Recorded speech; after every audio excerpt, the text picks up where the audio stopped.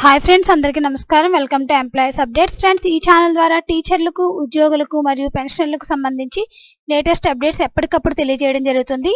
So friends, ఈ video కనుక మీకు నచ్చినట్లయితే లైక్ చేయండి, షేర్ చేయండి, అలాగే మన ఛానల్ను సబ్స్క్రైబ్ చేసుకోండి. పెన్షనర్లకు క్యాష్లెస్ ట్రీట్మెంట్ అందించాలి.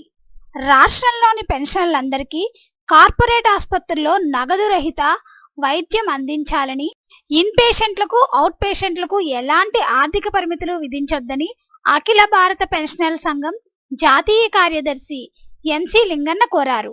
అఖిల భారత రాష్ట్ర పెన్షనర్ల ఫెడరేషన్, తెలంగాణ విశ్రాంతి ఉద్యోగుల సంఘం పిలుపు మేరకు నిర్మలా కలెక్టరేట్ ఎదుట సోమవారం నిరసన దీక్ష చేశారు.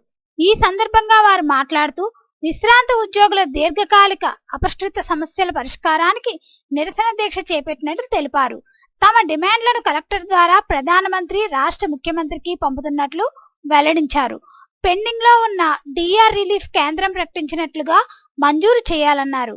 బకాయిలు విడుదల చేసి వేతన సవరణ కమిటీ 2023ను అమలుకు వేతన కమిషన్ నియమించాలన్నారు. 65 ఏళ్లు దాటిన పెన్షనర్లకు ఎడిషనల్ క్వాంటమ్ ఆఫ్ పెన్షన్ మంజూరు చేయాలని కోరారు. ప్రస్తుతం ఉన్న కమ్యూటేషన్ వాల్యూ ఆఫ్ పెన్షన్ 15 ఏళ్లకు బదులు 12 ఏళ్లకు కుదించాలని పేర్కొన్నారు. డిసెంబర్ 15న జాతీయ పెన్షనర్ దినోత్సవం నిర్వహించాలని, ప్రతి నెల 1వ తేదీనే పెన్షన్ చెల్లించాలని, పెండింగ్ లో ఉన్న మెడికల్ రియంబర్స్మెంట్ బిల్లులు మంజూరు చేయాలన్నారు. గ్రాంట్ ఇన్ ఎయిడ్ సంస్థల్లో, విశ్వవిద్యాలయాల్లో పనిచేసిన ఉద్యోగులకు ఎంప్లాయీస్ హెల్త్ స్కీమ్ ఈహెచ్ఎస్ అమలు చేయాలని కోరారు. సో ఫ్రెండ్స్, పెన్షనర్లందరికీ ఉచిత వైద్య సదుపాయం అందించాలని కోరుతున్నారు. ఫ్రెండ్స్, దీనికి సంబంధించి ఎటువంటి అప్డేట్స్ వచ్చినా మన ఛానల్లో తెలియజేయడం జరుగుతుంది. ఈ వీడియో కనుక మీకు నచ్చినట్లయితే లైక్ చేయండి, షేర్ చేయండి, అలాగే మన ఛానల్ను సబ్స్క్రైబ్ చేసుకోండి.